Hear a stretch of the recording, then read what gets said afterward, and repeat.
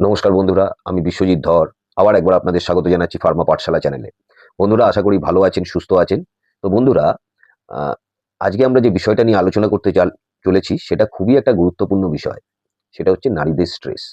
আজকের দিনে নারীরা প্রতি মুহূর্তে মানসিক টেনশন, কাজের চাপ, সেই জন্য ঘুমের অভাব, এই সমস্ত সমস্যা নিয়ে ভোগেন।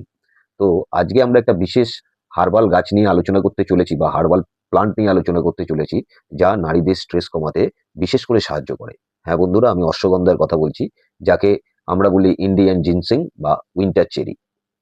এবার বন্ধুরা, আমাদের জানতে হবে স্ট্রেসের কি কারণ আছে, বিশেষ করে নারীদের।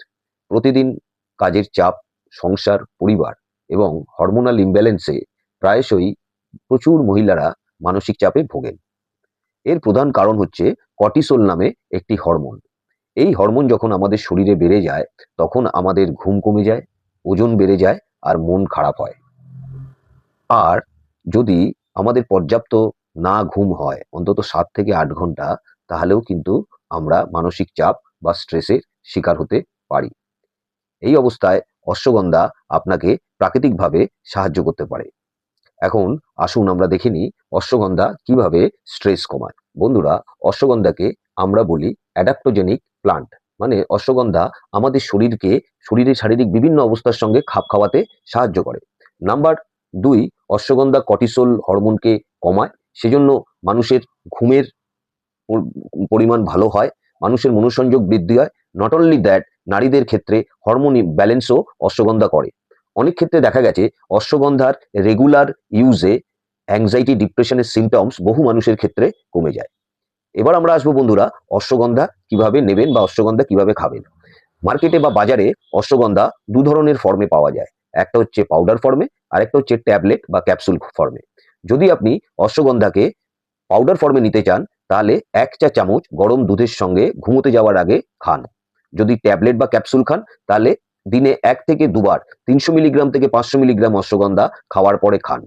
আরেকটা জিনিস আপনারা নিন, সেটা হচ্ছে অশ্বগন্ধা টি। চায়ের সঙ্গে অশ্বগন্ধাকে ফুটিয়ে সামান্য মধু দিয়ে খেলে সেটা আপনাকে দারুণ রিল্যাক্সেশন ফিলিং দেয়। তবে বন্ধুরা, অশ্বগন্ধা নেওয়ার আগে কতগুলো নিয়ম আপনাদের অবশ্যই মেনে চলতে হবে এবং সাবধানতা অবলম্বন করতে হবে। যদি কোনো মহিলা গর্ভবতী বা স্তন দানকারিণী হন, তাহলে অবশ্যই ডাক্তারের সঙ্গে আলোচনা করুন।